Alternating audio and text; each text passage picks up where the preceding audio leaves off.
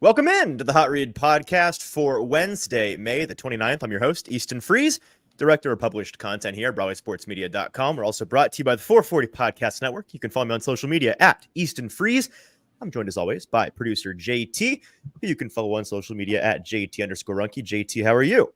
I'm good. Memorial weekend, or I guess Memorial Day weekend, was a success. I forgot the day part, because it was a weekend. I think it's Memorial weekend. It's a long weekend. The holiday's the whole thing. Technically, it's Monday, but that's what we're celebrating. Friday to Monday, I think, is the vibe. Yeah, but it was a great weekend, hanging out with some pals. Doing football things. Now we're here. So. Yeah, we're here, and we're trying to get through the off season, man. It's we're not even really to like the dead season, and like I'm already like I don't know. I don't know what to do, man. Well, that's when we have to get creative, and that's what we're doing today. It's not as bad as you want to make it out to be, JT. We've got stuff to talk about. You just have to dig a little deep. You got to plan accordingly, and we have interesting topics lined up. Like today's topic, we're going to go through the expectations for the Titans offensively in 2024, looking at some metrics for individual guys, what to expect from Will Levis, what kind of total yardage, touchdowns, interceptions, what are those numbers going to look like for him in a Brian Callahan offense? How does Joe Burrow in the Bengals offenses inform that? How does his rookie season inform that? What can we garner from the past to tell us about the future on Will Levis? How about the wide receiver situation the Titans have? These three guys, kind of a unique situation, looking to the Bengals and Brian Callahan's past as well, and looking at each of these guys coming from different situations in recent years, how they're going to look in their different roles. What are the roles going to be? How do we think it's going to stack up with the guys at the top, and who's going to receive the greatest target share? Looking at the running backs, a question that has been asked a couple of times this offseason so far. Tyjae Spears, Tony Pollard, what's the difference between these guys? How are they going to be utilized? Is it going to be a true tandem of like styles where it's just a stable and you're going 50-50 fresh legs? Is that the idea? Are they going to be doing slightly different things, or do their skill sets dictate they will be utilized in different ways? And then finally, the tight ends. You've got Chig, you've got Josh Wiley. Kind of it. You signed Nick Van Ette the other week, so he might be a red zone target, but he's not going to be a big volume guy for you in the passing game. But what's the deployment of those guys going to look like?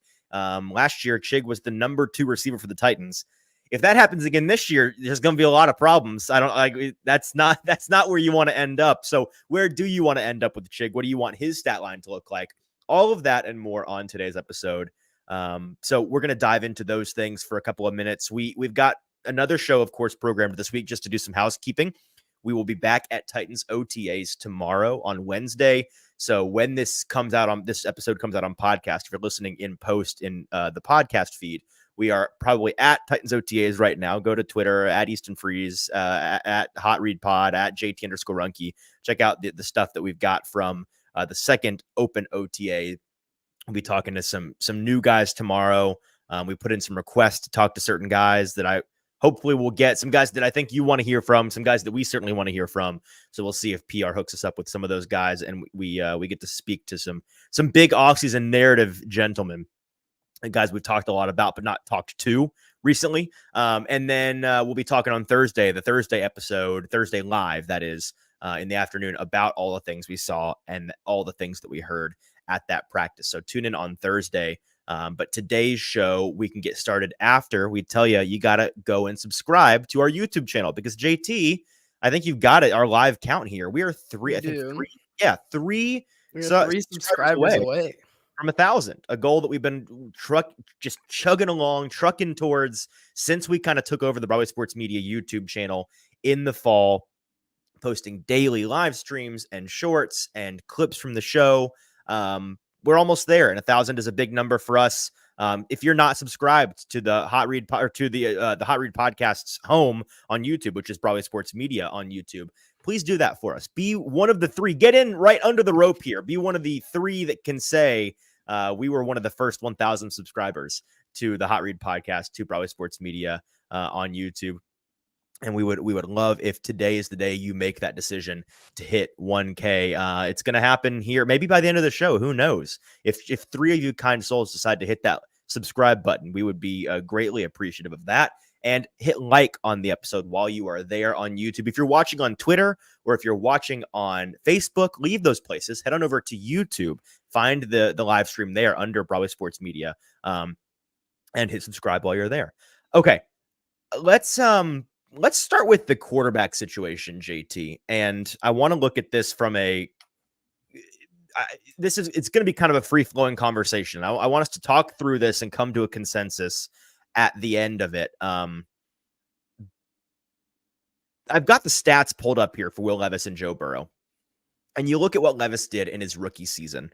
1,800 yards, 8 touchdowns, 4 interceptions. That was over the course of 9 games played. Let's start with where they were with Joe Burrow in the 2 years that he was healthy, because it's kind of difficult to track the history of the Callahan offense through Burrow because of the fact that of his 4 years playing from 2020 to 2023, he has really only played 2 full seasons in there. It's, dealt with season-ending injuries in 2020 and 2023, and so I'm going to be looking primarily at 22 and 21 just to get more of a, hey, look, somebody subscribed. Thank you. Just two away, folks. 2 away. We'll just keep popping back by the end of this episode. Let's do it. Let's get to 1,000. I'm just going to keep popping back in and out, Well, I'm going to just interrupt you, and I'm just going to be like, breaking news. One more subscriber. But at his peak, Brian Callahan was obviously operating an offense or helping operate an offense in Cincinnati that was super pass heavy. Joe Burrow throwing for 46 and 4,400 yards in 2021 and 2022. 520 attempts and 606 attempts respectively. That's not what the Titans have been for a long time. And I'm not sure they're going to go immediately into that style of offense. Brian Callahan's talked a lot this offseason about how he's going to cater the way that he operates this team to the players that he has. And that's, of course, the correct way, the wise way to go about it.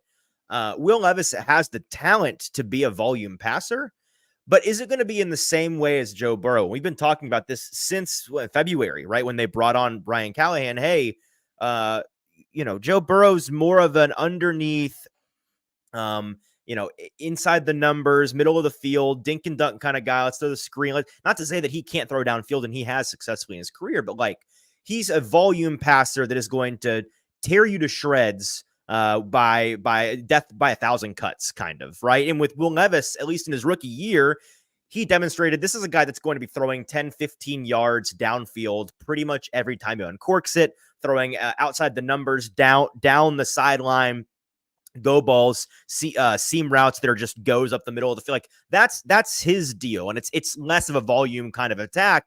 You're gonna utilize play action more. All of these things that are just it's a different style of passing. Now that was under Vrabel, and that was in a different situation with different players. Do you think? I guess what I'm trying to get at here, JT, is how similar to the Joe Burrow style offense, the Joe Burrow style of volume, right? 600 attempts, 4,600 yards. Do you think they're going to try to get with Will Levis?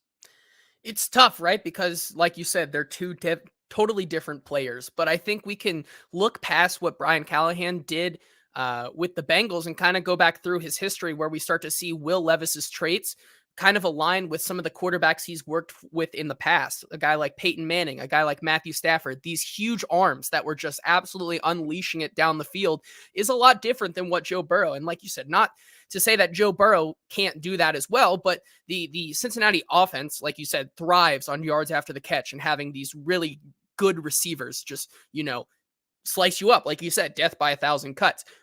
I think that maybe we might see a little bit of a return to where things Brian Callahan has learned in the past, finally being able to take over the play calling duties because, in Cincinnati, he wasn't exactly the play caller. He was more developing the scheme around what Zach Taylor was actually calling during the games. But when you look at what they could potentially do here in Tennessee here outside of Cincinnati, you have three really, really good wide receivers who, are not exactly the yak threats, but that when you throw that ball up, they have a better chance than not to come down with it. And I think Right. It's that's not a what perfect one-to-one fit. Well, obviously Tyler Boyd literally is, but the is other just, two guys, transplant you right in don't there. have Jamar Chase and T. Higgins in Calvin Ridley and DeAndre Hopkins. It's a different style, but they are still all four volume receivers, all four guys that you want to get the ball into their hands to go let them cook downfield.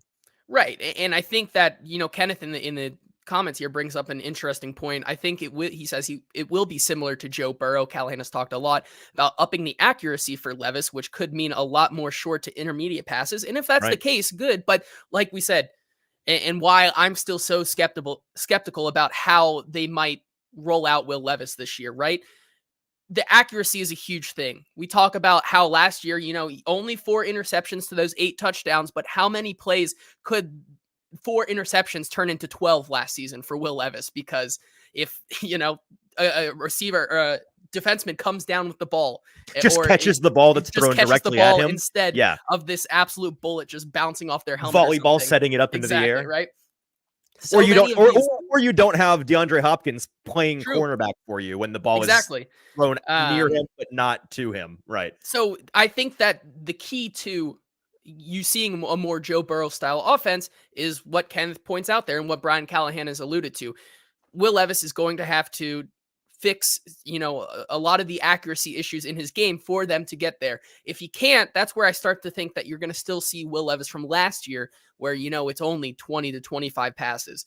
But if they can, work some of that stuff out, I see no reason why Will Levis couldn't get all the way. I'm not going to say he's going to throw 40 times a game. I think that would be overkill for a Will Levis, still unproven Will Levis. But I could see a world where we're getting to 28, 29, 30 throws a game for Will Levis this season. On average, right? And a part of this is trying to predict what kind of team, what kind of success the Titans are going to have. Because, if this is a pass-heavy offense by identity, and they're playing a handful of teams this year where they may be trailing. I mean, they could be up in Detroit late in the fall and be trailing by 3 touchdowns the entirety of the second half, in which case they're going to be throwing the ball around the yard. Like, you may have a Will Levis 57 attempt game, not because that was the game plan, but because that's what the game dictated must happen. Kenneth also points out, Kenneth coming in hot today with the assists in the comments, about how Tyler Boyd has also made specific comments that the playbook is identical or almost identical to what they did in Cincinnati. Yeah, last week when we were there speaking with him for the first time, he did say, I kind of already know the playbook because it's pretty much the same as what I knew in Cincinnati. So I have that leg up on some of these guys in terms of knowing the situation, knowing the scheme. Of course, it's going to be similar. And so that's another reason why I think you can say, yeah, this may be a similar situation to what Callahan was doing with Burrow in Cincinnati. In terms of considering how the situation is going to impact them, at first I'm like, well, it might be a worse team because, those two Joe Burrow full seasons were both, I think they're both division winners, if I'm not mistaken, both playoff teams at the very least. One was a Super Bowl run team. And they both were double-digit win. Like, they were very, very good teams. Top 5 offenses in the NFL those 2 years. And so is that where the Titans are going to be this year? Probably not. So you kind of have to you have to bring back those numbers and say it's going to be a little bit less than that in a I think an average world, an average outcome. But then when you consider like, okay, is Will Levis going to have the protection that Joe Burrow had? Probably, because those 2 years, what was the talking point? Joe Burrow, holy cow, 51 sacks in 2021, 41 sacks in 2022. He was getting hit a lot back there. And last year, Will Levis endured 28 sacks in 9 games. So he was well on his way to the 50s if he had played a full season. But in that offense with Callahan, and they did a good job those years of, the talking point was, yeah, well, they don't have the protection for Burrow, but Titans fans know firsthand, you can sack the guy 9 times in a single game, and they're still going to throw the ball around the yard and have a lot of success passing because they get the ball out quickly. They scheme around it. They move the pocket. They boot. They roll out. Like they find ways to not let the Titans of old. How many games can you think back to, JT, where it's like, well, the passing game sucked, and it was because they couldn't Like this team's passing game was predicated on having some time, and they had no time, and they had no solutions to not having any time. Your hands are tied when you can't pass protect, but smart coordinators, smart coaches can find ways around truly being shut down. And the Titans haven't been great with that recently. I think even if, and God forbid, this offensive line better be better than this year with that additions they've made and Bill well, on Callahan. last week's episode, I confirmed it, so it's going to happen. Exactly. It's going to be better. Yep. That's never come back to bite anybody in the butt when you say that. But even if he gets sacked 45, 50 times this year, I don't see any reason why it still won't be a volume passing attack, a successful passing attack. Yeah, and like you said, ways to scheme around, when things get in trouble. And the best example of that is last year, Brian Callahan in Cincinnati having to deal with that Joe Burrow injury. He was throwing Joe Burrow throws the ball very fast and gets the ball out really quick. Mm-hmm. But then they were like, we need to times 2 this. We need him to get it out even faster last year because of that injury. And they were able, didn't have the most success, but that's exactly how you had to play with that injury. Same thing I'm not saying that that's what they're going to do with Will Levis, but having a guy who can also, find a workaround, remake the offense for when Jake Browning has to come in and find what works and what doesn't. That's something that's the telltale signs of a good coordinator who's going to make this work for the quarterback. I think also in while we're still talking about quarterbacks before we move on, we have a couple comments here. Adam asking, why is it always about his dropped interceptions? What about him being top 3 in dropped passes by his wide receivers and dropped touchdowns? That would bring up his accuracy number. And I would say, sure, definitely. It goes both ways, but then again, it's two different conversations, right? Yeah, I was about to say, you cannot ignore the turnover worthy play percentage being past the moon on Mars. It was so ridiculous last year compared to the actual turnovers, right? He got very lucky. It is also true that he got very, very unlucky in terms of how often his receivers were catching the ball. Traylon Burks, a 75-yard bomb placed perfectly on his hands, and he drops it.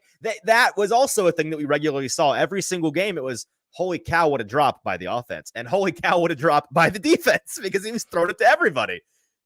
And I will say, if there weren't not injury concerns, but accuracy concerns and foot concerns with Will Levis, that things that he needs to work through to make sure that he is the guy, he would have been a first round pick then. There still is the issues behind this, whether it is the wide receivers or not. Throwing to those guys is a result of his accuracy and footwork needing to get better, and his processing, knowing when to throw the ball and when to hold it.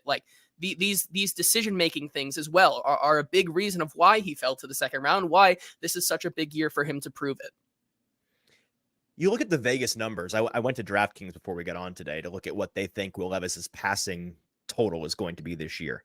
It's set at 3,400 yards. That is right at 200 yards per game in a 17-game season. That is right at what he did last year. He averaged 200.9 yards per game in his 9 starts.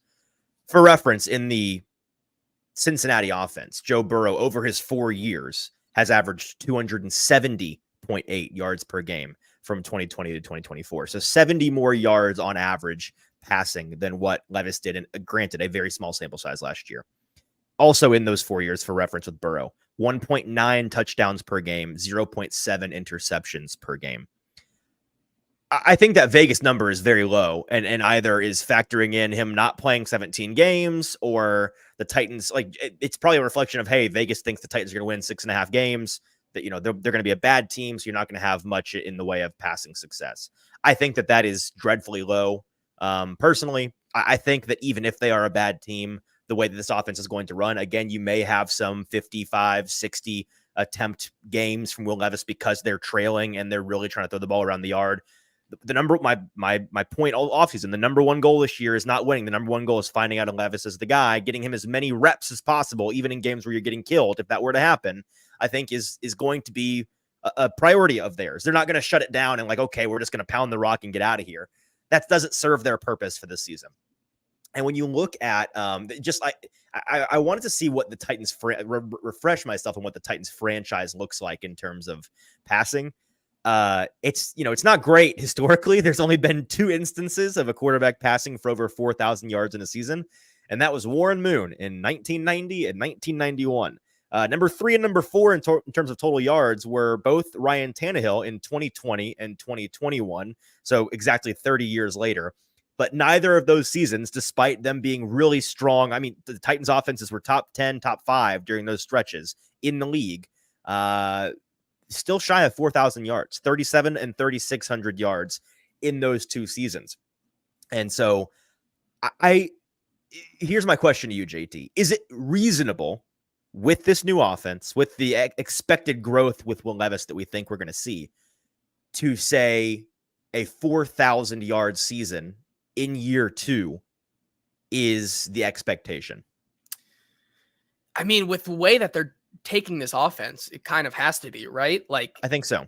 With the way that they want to emphasize the passing attack, the way they're bringing in all of these mouths to feed, giving Will Levis as many options as possible, it feels like that is the goal, right? To not have him try to hit that mark would be, what is a Calvin Ridley? What is a Tyler Boyd? What are all these guys for, if not to throw the ball a lot? Like bringing Tony Pollard in to throw out of the backfield. Like these are guys, Chig taking another step in his game. Like these guys are all going to demand targets, and Brian Callahan is giving Will Levis a lot of options. So I think that is pretty fair to say, in my opinion.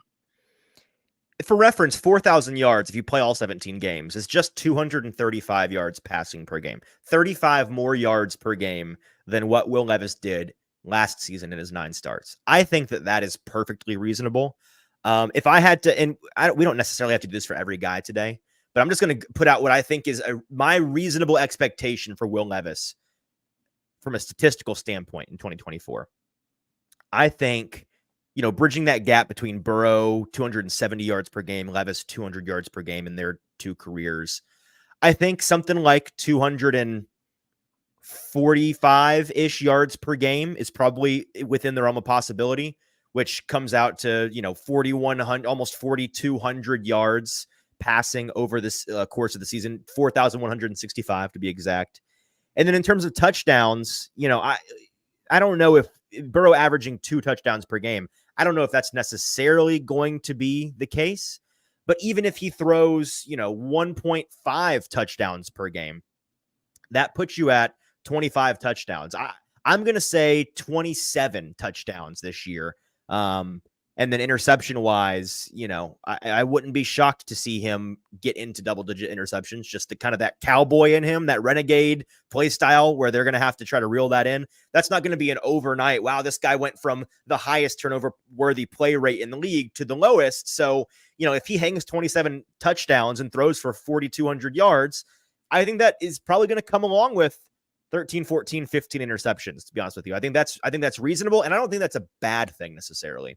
I don't think so either. I think I might be with you there, that I'd be probably looking in the 15 to 16 interception range, because you have to think, once again, 6.5 wins. Vegas definitely doesn't think that this team is going to, win a lot of games, which means the Titans are going to be down a lot in these games. And what we saw from last year with Will Levis, you can look back to the Pittsburgh game. That's where, trying to play from behind, that's where Will Levis really gets into trouble. And that's where he throws those interceptions at the end of games.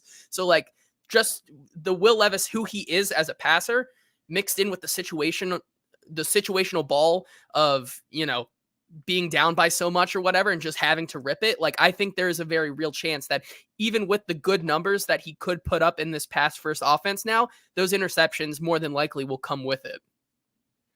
Okay. Do you want to, let's move on to, let's do the receivers next. Actually, no, let's do the running backs and then we'll do receivers, because we've talked a lot about passing. Let's cleanse the palate for a moment and talk about expected roles. You've got Tyjae Spears and Tony Pollard on this team 2 times this season. Once was my question to the Titans running back coach, and once was last week a question to Brian Callahan from somebody else in the media pool. The idea of, hey, these guys seem sort of like, it's not Derrick Henry and Tyjae Spears, where clearly these are 2 different birds of a feather. They are going to do different things. You can look at them once with your eyeballs and say, those guys do different things. That's not the case with Spears and with Pollard. So are they going to be super similar play styles? Are they going to be utilized in different ways? Is it going to be a true split? What's the receiving versus rushing? What's the plan, at least with these two guys? I'm going to give you what I think they want to do, JT, and you can either agree or disagree and give your thoughts.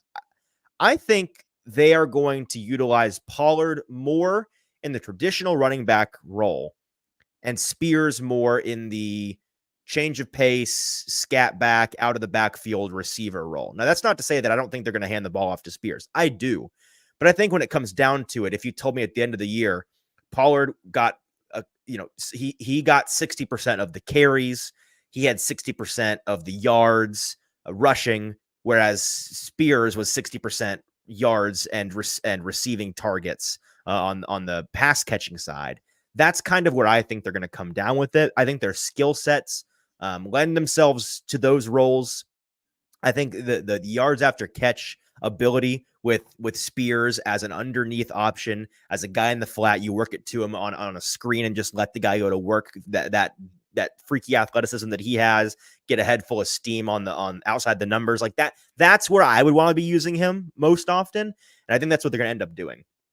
Yeah, I have to agree with you because, from the second that they signed Tony Pollard, it felt to me like that this team, and specifically Brian Callahan, kind of wants to recreate what they did in Cincinnati. You bring in Tony Pollard to be that Joe Mixon type of guy.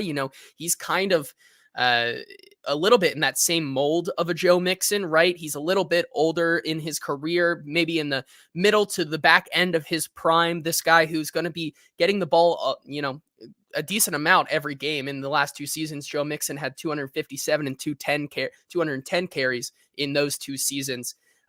Playing that role where he's the guy that you're going to pound the rock with when you need to. And then you have the guy who is that change of pace in Cincinnati over the last 2 years. In 2022, it was Samaje Perine, and in 2023 was the electric lightning bolt of Chase Brown. Like, I think that's where you start to see Tyjae Spears be able to find a role in this offense in that, Samaje Perine, Chase Brown role in 2022, where Samaje Perine played every game. He had 95 carries for 394 yards and 2 touchdowns as well in that season. So I could see definitely him fitting into that type of role, except probably on steroids because of how good Tyjae Spears is and how much they should definitely utilize him in this offense.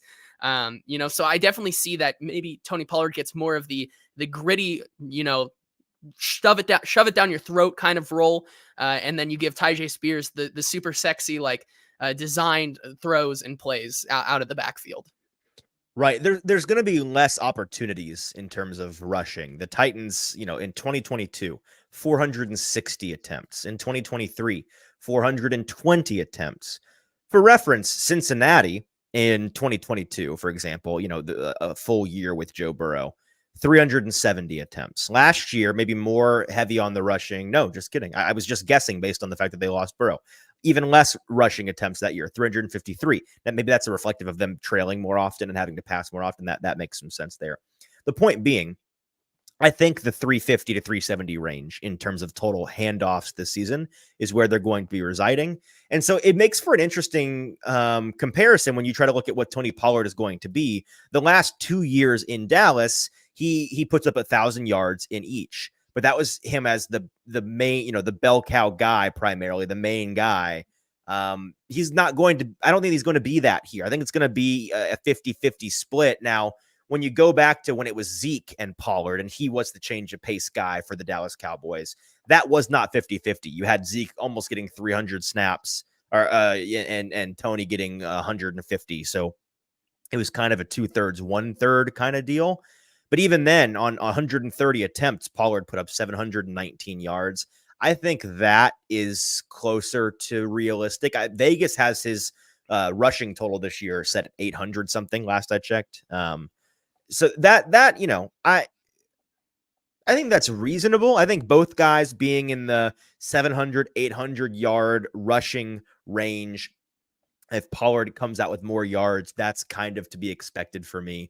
Last year, just to look at what Tyjae did, 100 rushing attempts, 450 yards, and then receiving wise, 50 receptions for almost 400 yards. So 2 times as many handoffs, but almost the same in terms of total yardage. I think you could see that ultimately being the situation for him if in 2024 he has 150 handoffs and 107 targets, and it's kind of a 50-50 split where he's got 600 yards rushing, 600 yards receiving. That's kind of where I think he's going to fall. Yeah, I can definitely see that. But once again, I feel like just with what this offense is doing, it's going to be a total crapshoot on that one. 800, I think, is probably on the high side for Tony Pollard this year. Just not because I don't think that he could obtain it. I just think the way that they're going to use him is going to lend itself to being more of that. I think I could see him around 700, 650, 700 yards range, where Tyjae Spears is going to be that explosive guy. I would love to see a Tyjae Spears 800-yard, coming out party this year and Sure. use him. We saw those flashes in almost every game last year for Tyjae Spears. If we can see him more consistently, I have no doubt that he can definitely get there. I agree. So I think we can move on, and let's get the tight ends out of the way before we get into the big wide receiver discussion, because I don't have a ton to say. The main question I want to pose, and I think it was our buddy Herndon on F Words last week talking about, or maybe 2 weeks ago talking about this, but the idea of, are we sure that Chigakonkwo is going to be the tight end one in this offense? Are we sure they aren't going to utilize Josh Whyle just as much, if not more, than Chig, based on the way that, the Bengals offenses of the recent past have operated from the tight end standpoint? They've you're the Bengals fan here, so you can say with more authority than I can, they're not big on the star tight end train. That's never been their thing. A big part of that is because they've not needed to in the passing game. You got 3 awesome receivers. Why would you be throwing the ball for 1,000 yards to your top tight end when you could just get it in the receiver's hands? But their best receiver last year from a tight end standpoint was Tanner Hudson. 350 the next Travis yards. Kelce, baby. Tanner Right, Hudson, 350 yards Kelce. was actually their wide receiver. Wait, am I getting that right? Was it Tanner Hudson? It's either Tanner Hudson or Drew Sample, one of the two. It was because Hudson. Irv Smith could not stay healthy. So, Right. It was Hudson. He was their wide receiver 5. And again, last year, when you look at what Chig did, he was the wide receiver 2 on this team, 528 yards to DeAndre Hopkins being the clear, the only guy even close to 1,000 yards last year for the Titans. I don't think you're getting another 500-yard season out of Chig, because you're going to have so much of the volume passing going to these receivers, going to the running backs out of the backfield. Chig had 74 targets, 54 receptions last year. Tanner Hudson, being the number 1 tight end last year for the Bengals, only 49 targets, 39 receptions. I think that right around 40 to 50 targets for the top tight end is probably what you're going to expect. So 300 to 400 yards there. But with Whyle, he's that bigger body, huge target, not quite as athletic, not quite as valuable as a run after catch guy, that you're going to line up in line. You're going to have him go on seam routes and just throw the ball up to the big boy, and he'll catch it with that crazy catch radius of his. I wouldn't be shocked if he's used more often than we saw last year. Year 2 for him. He's on the same footing as Chig now because they're both learning a new system. He could kind of fill that Drew Sample, Tanner Hudson role if it's a 1-for-1 situation. Callahan's wanting to plug in the tight end on this team who can fill that role. He might say, I kind of think it's Josh Whyle maybe more than it is a Chigakonkwo.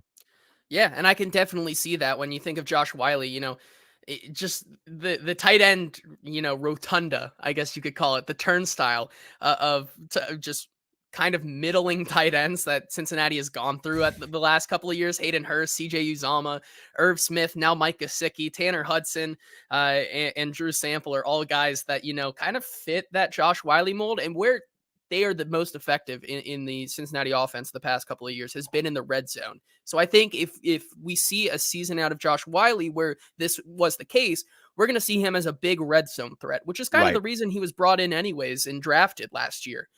To be that, a red zone threat. I think Chigakonkwo is really the biggest wild card in all of this. I don't a tight end like fits. That. Where does he fit in this offense? Right. And if there's an odd man out, that's where he's my favorite to be the guy. Most likely, unfortunately, I have to agree with you on that. I think if there is any hope, he can fit more into that Tanner Hudson role. They used Tanner Hudson last year a lot on those special, games where Burrow needed to get the ball out quick. Tanner Hudson was the guy that was able to be in the middle of the break field. glass in case of emergency, dump off Exactly. guy. But Yeah.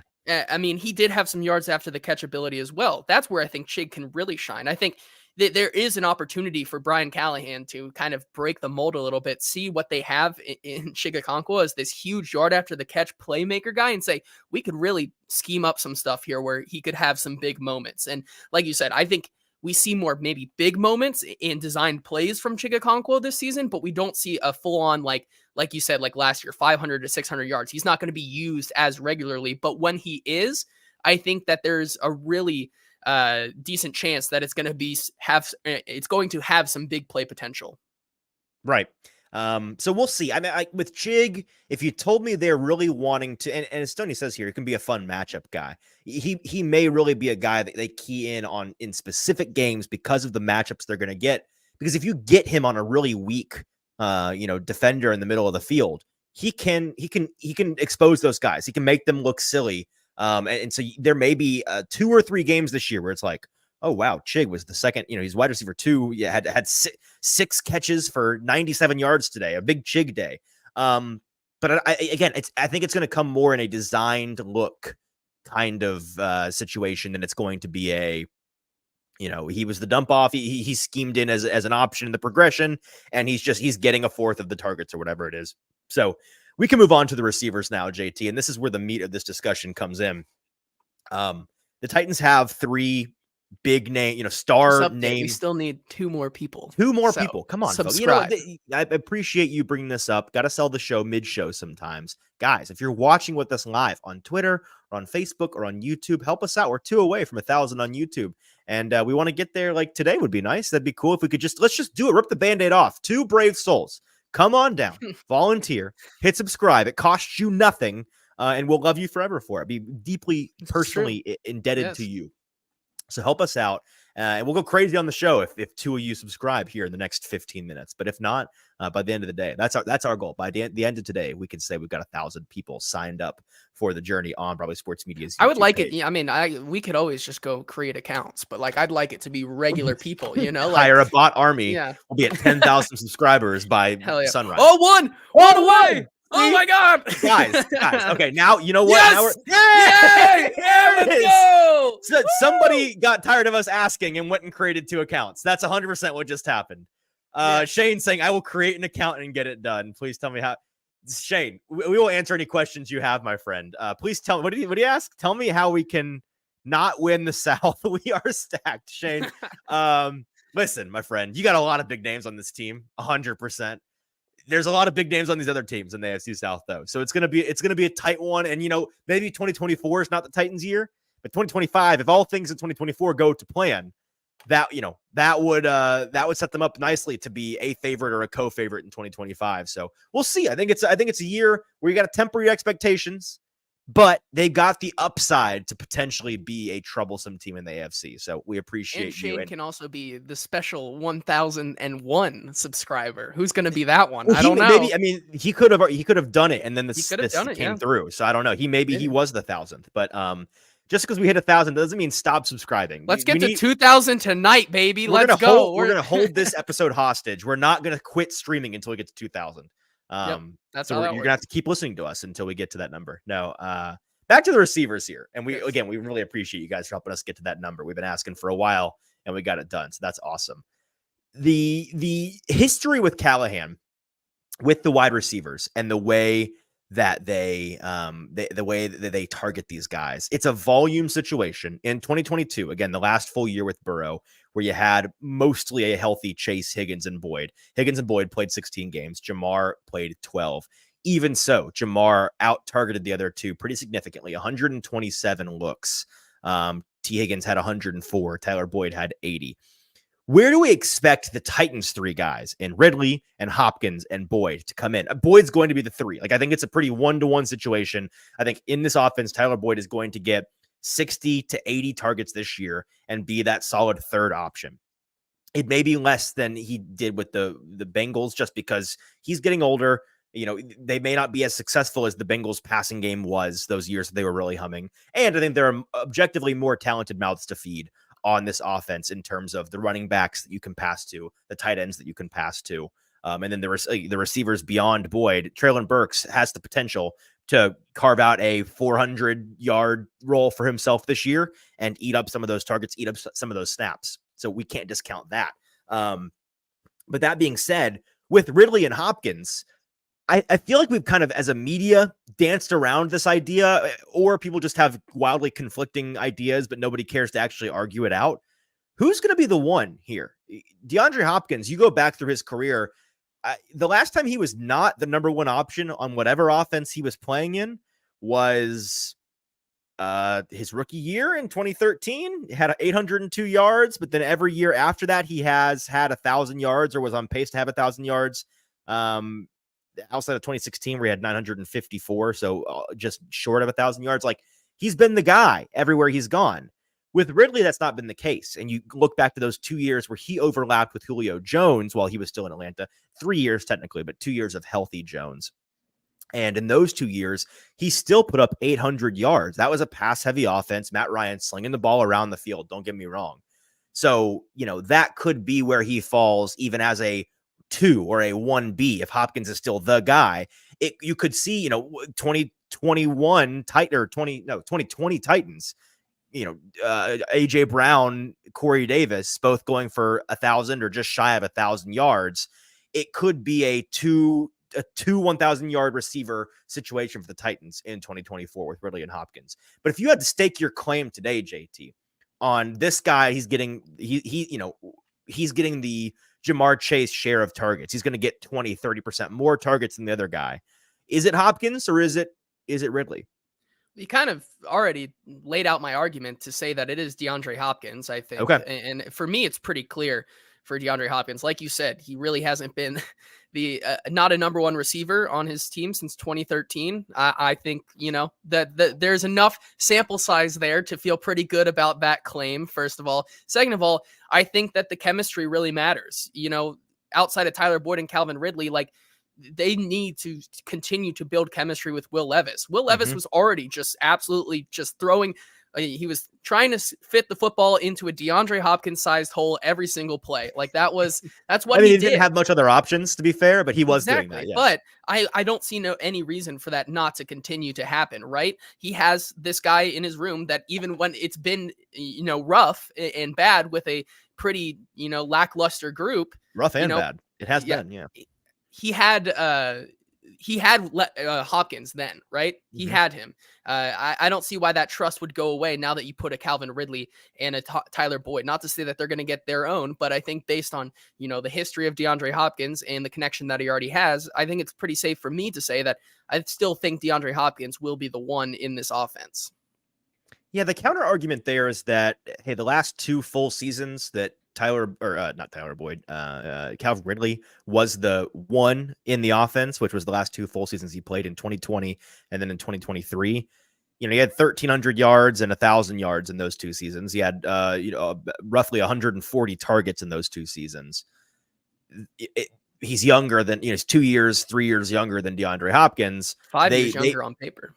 Right. So almost a decade younger on paper, frankly. He may, it's going to be a style situation, because if they're using Ridley as the outside guy, vertical threat, he's our big X that we're going to use downfield pretty exclusively and not really bump him inside much, not use him as an underneath, using it as a crossers guy, then yeah, maybe he is the 2. But if they're going to rotate these guys a lot, and we're going to get an idea of this when we, get to go to more practices tomorrow and then next week, and then in the July, August training camp periods, of how they're rotating guys in terms of alignment.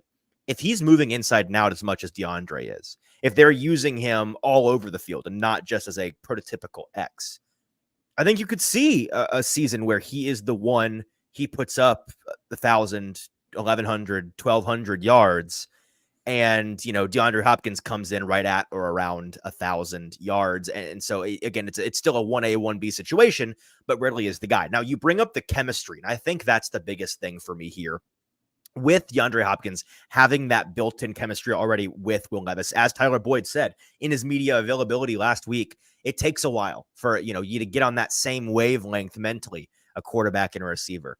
Hopkins and Levis are already there. And so especially early in September, October, when they are trying to get this train on the tracks, trying to get rolling towards the station, and they're trying to figure out a lot of new things, a lot of moving parts on the offensive line, a lot of moving parts with a new offensive scheme, these weapons being sifted in and out and trying to feed the mouths evenly. And like, there's going to be a lot of troubleshooting.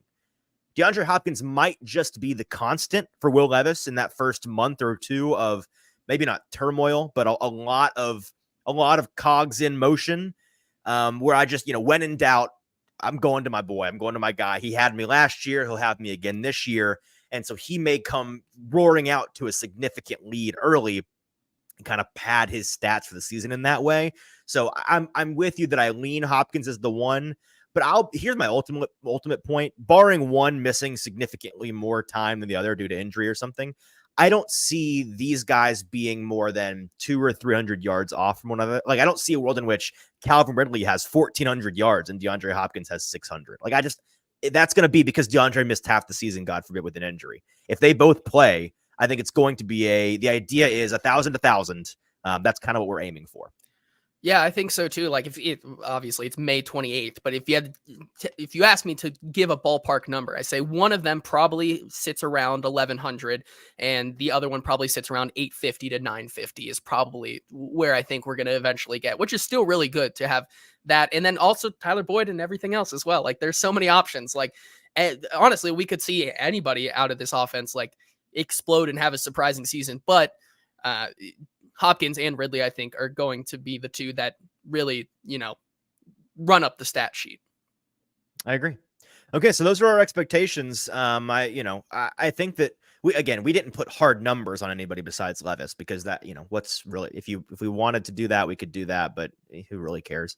I think that those are reasonable expectations of these guys. And again, I think a lot of the offensive production this year is kind of agnostic of the success this team has. If you told me, like, Easton, I need you to come up with a hard prediction on numbers for if the Titans go 6-11 or if the Titans go 10-6 or 10-7. I don't think it's all that different. Obviously, the offense will be more productive. You'll have, it'll be more successful. So you'll have more yards, you'll have more touchdowns, those things. But in terms of total yards of offense, I think that even if they are bad, and it's truly a hard transition year and they're figuring it out and they have some rough stretches to begin, I still think that they're going to be productive offensively because we've seen from Callahan's offenses of the past, the production is kind of agnostic of the success of the team. This offense chugs along and, you may score a lot of points on the team. You may stop them in the red zone. You may create more turnovers. But at the end of the day, they're still going to get their yards. Yeah, I agree. All right, so that's our show today. Interesting conversation. We'll have a more traditional show for you on Thursday. Again, JT and I will be at OTAs tomorrow at the Titans facility. So make sure if you want to follow live at Easton Freeze, at JT_Ruhnke, at Hot Read Pod. If you want it all in one place, we'll be retweeting everything on at Hot Read Pod. So make sure to check that out tomorrow from, we do have some questions in the chat if you want to. Yeah, we'll get to those in a minute. I'm just trying to let people know. Okay. I didn't know. What is the time? 11 to 1:30, somewhere in there, midday tomorrow, Central Time. So check that out. Now to get to the comments. The questions in the I thought you were totally just going to get out of here and I was no. I'm a man of the people. Still, at my core, I'm a man of the people. And so even after 1,000 subscribers, you still are a man of the people. You're still, that did not change. How transactional do you think I am? I create relationships to gain. I'm not in it because I'm just a love of the game kind of guy. I'm a love of the game kind of guy. Yeah. Okay. That wasn't very... you seem to begrudgingly agree, or sure. Okay, it's your show, buddy. So we can, okay, all right. Anyways, what are these questions? All right, let's start with this first one here. Kenneth says, I think my most anticipated expectations are on the coaches. Is Bernard Wilson blitz heavy, zone? You talked about Callahan passing if he's behind. What's his strategy with the lead? And he said, Vrabel drove me nuts with taking the foot off the gas with the lead. There's a lot of things there. My ultimate response Kenneth, and I think we'll dive more into these nitty gritty things when we get closer to the actual season. But the idea that the Titans used to operate under, which was we want to play every game in a phone booth. We want to keep every game close, no matter even, we don't a team that's way better than us. We want to hang till the end. A team that we're way better than, we're going to limit the variability, and we want to keep this game close, even though we should stomp these guys out. Let's get to the fourth quarter, try to have the ball last, score last, and win by, a touchdown or less. I don't think that's going to be the vibe with Callahan. I think it's going to be, let's try to score as many points as we can, and kill teams if we can kill them. Variables be damned. Let's go do the thing. Let's get in the end zone. Let's score. We don't need to play a game in a phone booth. Let's go play our game, which is going to be air it out, spread it out, play loose, and have some fun and get into the end zone and score points. Now that might result in some more butt kickings because you're trying to do things that can result in turnovers, that can result in variance, that can result in a ball, just the ball not bouncing your way on any given Sunday. But I think Titans fans will gladly take a couple of big time losses if it means getting a handful more big time wins. Next question from Awaken says, what do you guys think of the Washington? No. Use his full name because this is a wild name. Awaken to the Eternal.com asks, what do you guys think of the Washington UDFA signing in Dillon Johnson? Him and Julius Chestnut can sure add to the ground and pound game in short yard situations. Personally, for me, I think that my favorite UDFA to make the roster is Dillon Johnson. I think he checks all the boxes on what he can do from a pass blocking game, from the the way he catches the ball, the way he can run. He's not the most athletically gifted guy, but his vision is something that I think no other running back it can beat on this roster, and I think that's a big reason why they signed him. I think they really did get a gem here in the UDFA market on Dillon Johnson. I think him and your boy Julius Chestnut are going to duke it out, and then of course Hassan Haskins is also lurking around in the background. My boy is strong. I don't know. Is he my boy? You made his nickname that most people hate, but a nasty nut. That guy. Yeah, that guy. So yeah, I mean, Dillon Johnson is it's the boring, he's not a boring player, but it is the consensus pick, but it is the correct pick. I think, he had almost 1,200 yards rushing and 16 touchdowns at Washington last year. So I think he's a big time UDFA signing that is going to be a pain in the butt, competing for that third running back spot. And it would not shock me at all if the Julius Chestnut experiment is over in lieu of bringing in a Dillon Johnson. But they'll be interesting to watch in the preseason. Along those lines, Jordan, I see here, asks at the final hour, any veteran free agents that we think would fit really well his whole current name. roster. Right. Jordan, hang on, I got it. All right.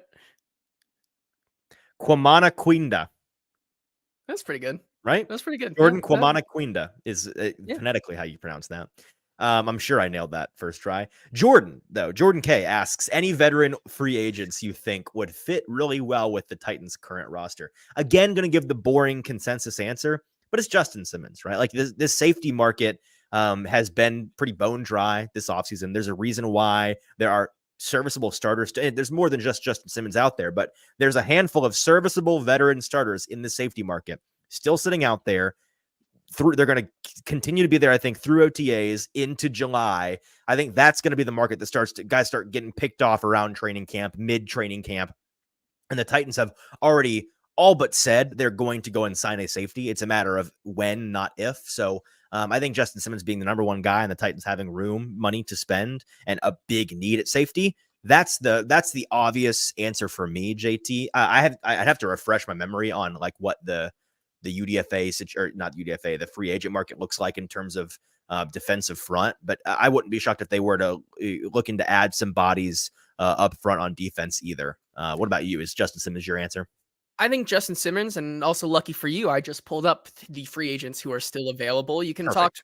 Talk, Justin Simmons, I think, is the best one. It's the range of, he's a veteran presence. He's not too old either. But I think that's where that sweet spot would be. I think a couple other ones could be Eddie Jackson, Micah Hyde, Tracy Walker, Marcus May, Javon Curse are all guys who are around 30-ish years old. Micah Hyde, though, 33, maybe not the guy you want to go with. And then, of course, always sitting out there is Jamal Adams, only 28. Nope.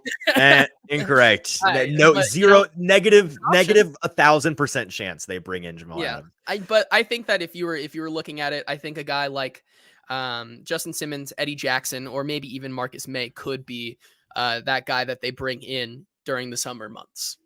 So Hey, you know who's still sitting out there? who's sitting out there? If Will Levis doesn't work out, or he just can't hang, he gets hurt, Ryan Tannehill's still on the market. This Titans team, I like that fit. I think that Ryan Tannehill could work in this offense. I think so too. 35 years old.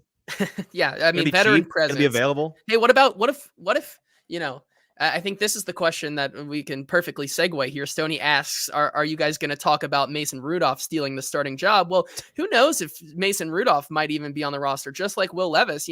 If those both guys don't work out, I think he could sign Ryan Tannehill, and also Logan Woodside is also still out there. Two guys I think could be really good fits in this Titan system, Now I'm curious, Stoney, are you referencing the football, the PFT clip of Shireen Williams the other day talking about how she thinks Will Levis is going to lose his job to Mason Rudolph? Because if so, I heard that and thought it was just as uninformed as you did. If you're not, then you should go listen to it because it's bad. Shireen Williams is good at her job generally, but covering the Titans, she does not do. Is this my going off? It is. Oh, yeah, I don't know what it's. I pulled up the free agent thing and it had the video in video ad. Decided it was just going to play for itself. So, and then finally, the question we can leave today's show on. Logan asked, who would go further in Survivor between you two, Zach, Mike Herndon, and the Big Stone? That's a good question. I think here's my ranking, right? Okay. I think Stoney won. What? Yeah. I think isn't Survivor primarily a game of athletic strength, or is it mostly like wit? They don't call him Big Natural for nothing, brother. Like, I'm not. First of all, let me be clear. I'm not saying any of us in this lineup are particularly elite. I think he's got the athletes. We are not. Yeah, I think he's got the personality to do it. But I would rank it. I need to know who's the strongest swimmer. I need to know. I mean, in terms of a cunning standpoint, I think Zach is the most backstabby of the group. Yeah, he would not hesitate to stab any of us in the back, or frankly, to our faces, just end our lives, cut our throats in order to get to the $1 million. So I don't know. I kind of think I could hang athletically, but I might be too nice to hang. I don't know. Yeah, I was gonna say my ranking is Stoney, Mike, me, Zach, and then you. Dead last. So what's your reasoning for me being last? I don't know. You're just last. Like, I think everyone else has an avenue to win, except you, I guess. That's tough. You didn't even know about Survivor like 7 months ago. You didn't even know it was a thing. So what? Didn't know it was a thing. I know that is not true. You're lying on live television. That's crazy. I know what Survivor is. I just have never watched it religiously. Have you? I've partaken a season or two. So I understand what's going on. I know the general concept of it, but I've never watched a full season or anything. What is your ranking then? Like, okay, mister, like if you had to rank. I think, well, I mean, like, again, part of it is athletic, part of it is cunning, but also part of it is just like survival, right? Being able to hang on, not. Stoney said he ran a 4.9 in college. So well, how long ago was college, Stoney? I don't know. How far removed? I will say, when I was 11, I was my swim club's swimmer of the year. So, I was also in swim club. I also had many medals. I was not swimmer of the year though. So yeah, well, I would say I would rank who all is it? It's you, me, Herndon, Zach, and Stoney. Yeah, the Big Stone. My ranking would be, my ranking would be Herndon, me, Zach, Stoney, and then you, because screw you. Yeah, that's fair. That's why I'm voting you off. I'm voting you and Zach off first, and then me, Mike, and Stoney are probably just I think we're all voting Zach off first, because I think we would all see Zach as the most cunning threat. See, here's the thing. We would all vote Zach off first. Mm-hmm. Then I would use my wits to gang up on you and get you off, because I think it'd be really funny. Mm-hmm. And then me, Mike, and Stoney. I actually think Stoney has a really strong chance, just because none of us want to see Stoney go. None of us have any reason to hate Stoney. True. He's the most likable in the group. I just think that me, Mike, and Stoney then are going to split the money, and then we're just going to hang out on the island for the rest of the time. Like I don't think that's how that works. We'll just be straight chilling, I I don't think that's how that works. Roasting a pig over a bonfire. Yeah. Drinking margaritas that you found in nature. Correct. Okay. So there's your answer, is that we have no idea, Logan. Maybe we need to do a like some kind of, I think some summer content competing in some sort of physical or mental activity. You've floated like a Titans Jeopardy would be an interesting concept. Ooh, Titans Jeopardy. We have floated in the past doing a media combine, also a possibility. So I don't know. Maybe when we get bored in the summer, we'll dive into those things. Sony says he's in. So there we go. That's going to be it for us today. We somehow got over an hour out of today's podcast. So again, we'll be back on Thursday, recapping all of the things we saw and heard at OTA's open session number 2, which is tomorrow on Wednesday. Until then, for producer JT, I'm your host, Easton Freeze. Like, subscribe. We're at 1,000. Let's get to 2,000 by the end of the week. Set your goals high. Set your dreams high. Until Thursday, this has been the Hot Read Podcast.